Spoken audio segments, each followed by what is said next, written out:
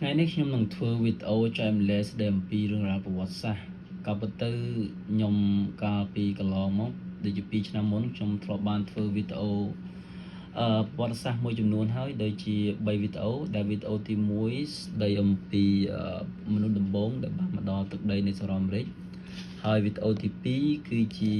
វីដេអូដែលស្ដីអំពីសង្គ្រាមស៊ីវិលឬមួយក៏សង្គ្រាមផ្ទៃក្នុងសហរដ្ឋអាមេរិកតើសង្គ្រាមមួយនេះក៏កើតឡើងនិងកើតឡើងពេលណាបញ្ចប់ពេលណាហើយមូលហេតុអីបានកើតមានសង្គ្រាមហើយតើវាមានវិនិស្សកម្មអ្វីខ្លះដល់ប្រជាជាតិអាមេរិកវីដេអូទី3ដូចជាតកតងទៅនឹងការពង្រីកដែនដីឬមួយក៏ការបង្កើតឲ្យមានដែនដីអាមេរិករាល់ថ្ងៃហ្នឹងតើអាមេរិកហ្នឹងនិយាយរួមតើយើងគ្រប់គ្នាដឹងថាអាមេរិកជាប្រទេសមហាអំណាច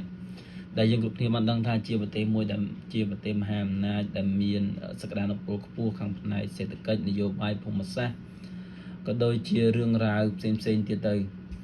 តើប្រទេសមួយដែលវិវត្តមកដល់ចំណុចមួយនេះគាត់មានប្រវត្តិបែបណាខ្ញុំមិនមែនចង់លើកយករឿងប្រវត្តិសាស្ត្រប្រទេសមួយយកមកប្រៀបធៀបប្រទេសមួយទេគាត់ថាវាជារឿងល្អមួយដែលយើងអាចសិក្សាពីប្រទេសមួយទៅប្រទេសមួយហើយយើង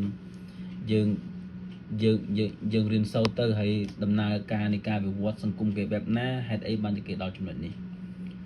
ចំណុចអូខេវីដេអូទី4ខ្ញុំនឹងនិយាយអំពីទីក្រុង Alexandria ចុះហេតុអីបានទៅនិយាយទីក្រុង Alexandria មិនក៏មិនទៅនិយាយអីផ្សេងទៅដោយសារទីក្រុងមួយនេះគឺមានអាយុកាលចង់និយាយថាទីក្រុងមួយនេះគឺជាទីក្រុងមួយដែលមានប្រវត្តិសាស្ត្រពាក់ព័ន្ធជាមួយនឹងរាជធានីនៃសហរដ្ឋអាមេរិកក៏ជាទីក្រុងមួយដែលមានរឿងរ៉ាវប្រវត្តិសាស្ត្រពាក់ព័ន្ធជាមួយនឹងចក្រភពអង់គ្លេសផងដែរហើយដូច្នេះហើយបានខ្ញុំលើកមកចំណុច3ដែលខ្ញុំចង់លើកយកមកធ្វើការបង្ហាញទី1គឺដោយសារតែទីក្រុងមួយនេះជាទីក្រុងចំណាស់ដែលមានអាយុកាលយូរជាងទីក្រុង Washington DC ក៏ដូចជាទីក្រុងមួយដែលមានអាយុកាលយូរជាងការកកើតឡើងនៃប្រទេសមួយនេះគឺការពីអតីតកាលយើងអាចនិយាយថានៅឆ្នាំ1600នៅពេលដែលចក្រភពអង់គ្លេសចូលមកកាន់កាប់នៃទឹកដីនៃសហរដ្ឋអាមេរិកគឺប្រទេសមួយនេះនិយាយរួមទៅពុំទាន់មានលក្ខណៈនៃការគ្រប់គ្រងបែបជារដ្ឋទេគឺយើងដឹងហើយថាប្រជាជនរស់នៅបែបលក្ខណៈជាគោលសម្ព័ន្ធគឺជនជាតិដើមភាគតិចអាមេរិកដែលមកហ្នឹងណាគាត់រស់នៅជាលក្ខណៈគោលសម្ព័ន្ធអីចឹងទៅគាត់ចងប៉ុន្តែច្បាប់ទម្លាប់ឬមួយអីហ្នឹងក៏មិនទាន់មានលក្ខណៈពេញលេញដែរក្រោយមកចក្រភពអង់គ្លេសចូលមកកាន់កាប់អង្គលេក៏បានបង្កើតបញ្ជ្រាបម្ដងបន្តិចរហូតដល់ឆ្នាំ1700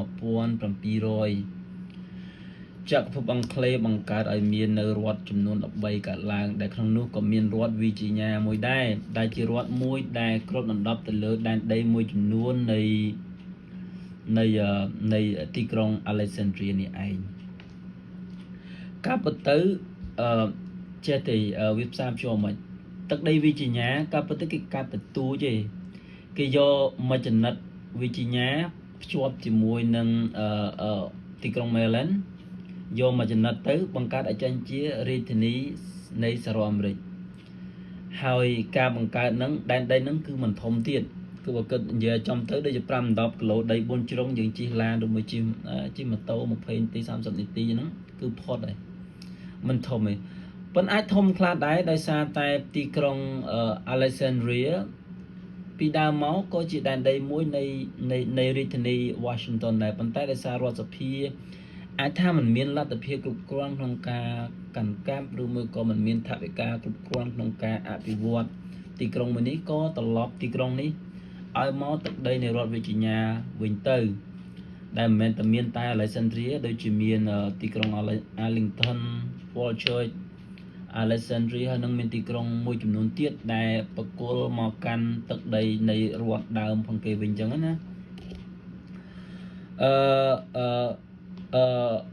និយាយចំទៅ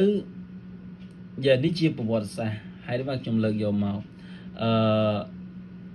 Alexandria បង្កើតឡើងនៅឆ្នាំ1749ដោយឡែករាជធានីនៃ Washington DC មកកើតឡើងនៅឆ្នាំ1791អូខេដល់ចំណុចទី2ខ្ញុំចង់និយាយអំពីថាទីក្រុងមួយនេះហេតុថាសំខាន់ដោយសារតែវាជាកំពង់ផែនាំចេញនិងនាំចូលទំនិញពីចក្រភពអង់គ្លេសតំបន់អឺរ៉ុបឆ្ពោះមកកាន់ទឹកដីនៃរដ្ឋវីជីញ៉ាហ្នឹងគឺមកចូលដល់ទឹកដីសហរដ្ឋអាមេរិកហ្នឹងគឺនាំដូចជាអីថ្នាំជក់ឬមួយក៏ទំនិញផ្សេងអ្វីដែលគេកំណត់សំខាន់តឃើញច្បាស់ទៀតនោះគឺការធ្វើទំនិញគឺជាក៏ពិភពទំនិញឬពិភពជំនួញតែម្ដង Alexandria ហ្នឹងគឺការជួញដូរមនុស្សជួញដូរពួកទាសករជំនាន់ហ្នឹងគឺគេលក់ដូរទាសករណាទិញដាច់ថ្លៃអញ្ចឹងទៅហើយយកទៅប្រើប្រាស់ដាច់ថ្លៃអញ្ចឹងទៅ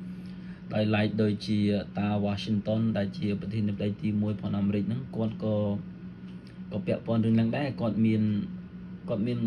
អ្នកទាសករច្រើនដែរធ្វើការគាត់ជំនាន់ហ្នឹងគឺទិញហ្នឹងឯងគឺទិញទាសករដាច់ថ្លៃយកមកប្រើប្រាស់អីចឹងណាចំនួនហ្នឹងគឺបែបហ្នឹងចឹងហើយចង់សរុបមកវិញថាចំណុចទី2សំខាន់ដោយសារតែAlexandria ហ្នឹងគឺជាទីក្រុងមួយដែលគឺជាកំពង់ផែមួយនាំទំនិញចេញនិងចូលដល់ទឹកដីអាមេរិកក៏ដូចជានាំចេញទៅប៉ែកអឺរ៉ុបក៏ដូចជាអង់គ្លេសវិញទៅចំណុចទី3គឺតាក់ទងទៅនឹងប្រវត្តិសាស្ត្រនៃផ្លូវមួយចំនួនដែលយើងធ្វើដំណើរឆ្លងកាត់ដូចជា King Street, Duke Street ឬមួយក៏អីផ្សេងទៀតដែលយើងឃើញហ្នឹងទៅគឺវាពាក់ព័ន្ធជាមួយនឹងផ្លូវទាំងអស់ហ្នឹងគឺបង្កើតឡើងក្នុងលក្ខខណ្ឌមួយដែលស្ដេចជាទៅការចំនួនហ្នឹងឲ្យតែគាត់ពេញចិត្តគ្រួសារណាជាទៅផ្ដល់ដីឲ្យហើយដាក់ឈ្មោះអីចឹងទៅផ្លូវនេះចឹងទៅអាហ្នឹងគឺជាលក្ខណៈមួយចឹងហើយរាល់ផ្លូវរាល់ថ្ងៃហ្នឹងនៅបន្តដល់ថ្ងៃហ្នឹងទៅដូចជាផ្លូវអីគេ Duke Street, King Street ដែលខ្ញុំនិយាយមិញហ្នឹងប៉ុន្តែដោយឡែកដូចផ្លូវ Washington អីហ្នឹង Highway អីផ្សេងទៀតហ្នឹង